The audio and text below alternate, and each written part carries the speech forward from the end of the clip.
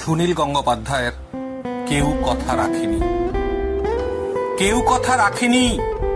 ৩৩ বছর কাটলো, কেউ কথা রাখেনি। ছেলেবেলায় এক পষ্টুমি তার আগমনী গান হঠাৎ থামিয়ে বলেছিল, শুক্লা দ্বাদশীর দিন অন্তরাটুকু শুনিয়ে যাব।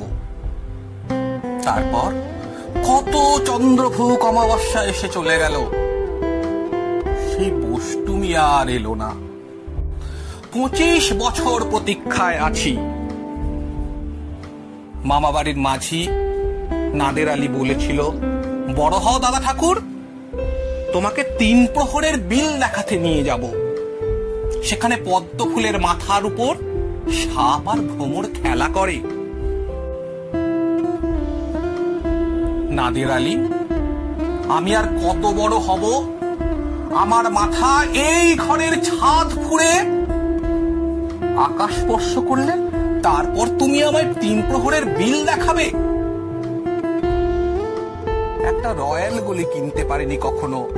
লাঠি লজেন্স দেখিয়ে দেখিয়ে চুষেছে লস্কর বাড়ির ছেলেরা। ভিখারির মতো চৌধুরীদের গেটে দাঁড়িয়ে দেখেছি ভিতরের রাস উৎসব। অবিরল রঙের ধারার মধ্যে সুবর্ণ কঙ্কন পরা ফর্সা রমণীরা কত রকম আমোদে হেসেছে। আমার দিকে ফিরেও চাইনি।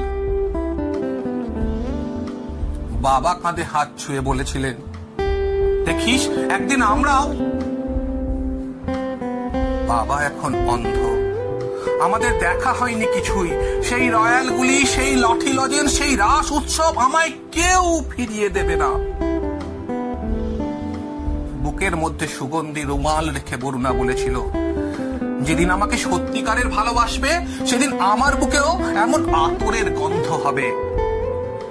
ভালোবাসার জন্য আমি হাতের মুঠোয় প্রাণ নিয়েছি।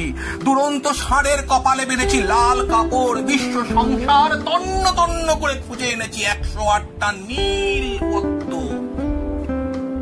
তবু কথা রাখেনি বরুণা।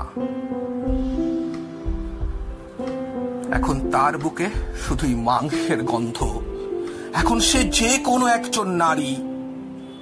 কেউ কথা রাখেনি। ৩৩ বছর কাটলো, কেউ কথা রাখে না।